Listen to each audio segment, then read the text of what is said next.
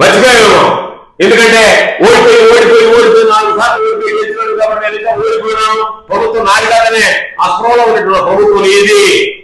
మీ ప్రభుత్వం, దౌర్భాగ్యమైనటువంటి ప్రభుత్వం, కూటమి ప్రభుత్వం.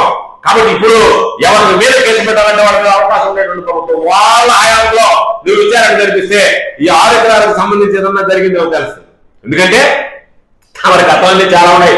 దొంగ పొలం దగ్గర నుంచి, ప్రభుత్వ భూముల దగ్గర నుంచి, లేఅవుట్ల దగ్గర డబ్బులు తీసుకుని వాళ్ళు ప్లాట్ చేసుకుని అమ్ముకునేటువంటి దగ్గర నుంచి చాలా విషయాలు ఉన్నాయి. ఎందుకంటే మొదలు ఒక కేసు బుక్ అయింది.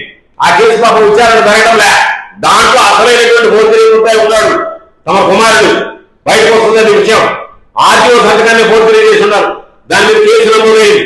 పొదలపూర్ పోలీస్ స్టేషన్ లో కేసు అనేటువంటి నమోదైనటువంటి కేసుని తొక్కిపెట్టి ఉన్నారు.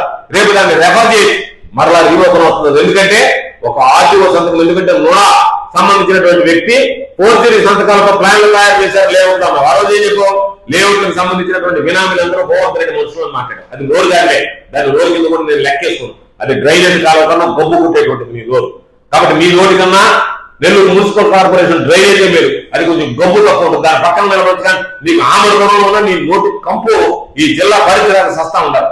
అటువంటి ఆ నోటితో కూర్చోవు ఏమని వీళ్ళందరూ గోవర్ధన్ బినామీ అని చెప్పి నేను మరా నీ ఛాలెంజ్ విసురుతున్నా. నా బినామీలు కదా, వాళ్ళు ఎందుకు వదిలిపెట్టాలంటే కుట్టున్నట్టు మాట్లాడకుండా వాళ్ళు డబ్బులు ఇస్తే నీ కూతురు పేరుతో హైదరాబాద్ లో వెళ్ళాలనుకుంటున్నావు. కాబట్టి నువ్వు ఆ బాబు అంతా బయటకు వస్తుందని చెప్పి ఇప్పుడు ఎంతసేపు దాన్ని వదిలేసావు. కాబట్టి ఇవన్నీ కూడా రికార్డ్ వదిలిపెట్టేటువంటి పరిస్థితులు. నీరు ఒక బ్రతుకుగా నువ్వు ఒక మంచిగా మాట్లాడుతున్నావు. ఒక క్వాలిటీ మీద కొన్నావు సైదాపురంలో, సిలికా మైన్ ఒకటి కొన్నావు చిలకూరులో.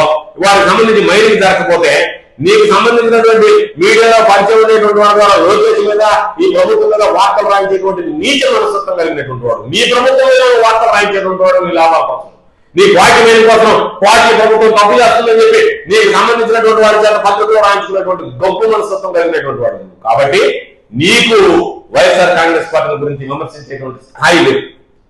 ఆ స్థాయి అర్హత నీకు లేదు. ఎందుకంటే నీలాంటి అవినీతి పరుడు, నీలాంటి అబద్ధాలకు మరొకరుండరు. కాబట్టి అన్ని విషయాలు కూడా మేము నీ మీద ఎప్పుడు కూడా బలం ప్రయోగించాలి. ఎందుకంటే నువ్వు బలం ప్రయోగించాల్సినటువంటి స్థాయి వెళ్ళినటువంటి వాడు కూడా కాదు కదా, అత్యంత బలహీనుడు. కాబట్టి నేను చెప్పినట్టుగా 400 మంది వెళ్ళా, ఒక్కసారి ఒక్క హిజ్రా వస్తే ఆ హిజ్రా చాకలో పెట్టుకుని వెళ్ళిపోయినా కూడా దిక్కులేనటువంటి వాడు, అరిసినా కూడా నువ్వు అరవలేనటువంటి వాడు. కాబట్టి నీ స్థాయి శక్తి మర్చి పాప నువ్వేనా అసెంబ్లీలో హనుమంతుడులాగా పైకి ఉబ్బి మాట్లాడినట్టుకున్నావు. కాబట్టి నువ్వు చెప్పినటువంటివి నేను మరలా నీకు చాలా విసురుతున్నా. నువ్వు రేపు అసెంబ్లీలో ఆధారాలు చూపిస్తావా, లేదా బయట మీడియాకి ఆధారాలు చూపిస్తావా? నీ పైన పెట్టిన 18 కేసులు ఏంటి, నిన్ను రాత్రి మొదలు ఎక్కడ పెట్టారు, అమరావతిలో టెంట్ పెరిగారు, దీనికి సంబంధించినటువంటి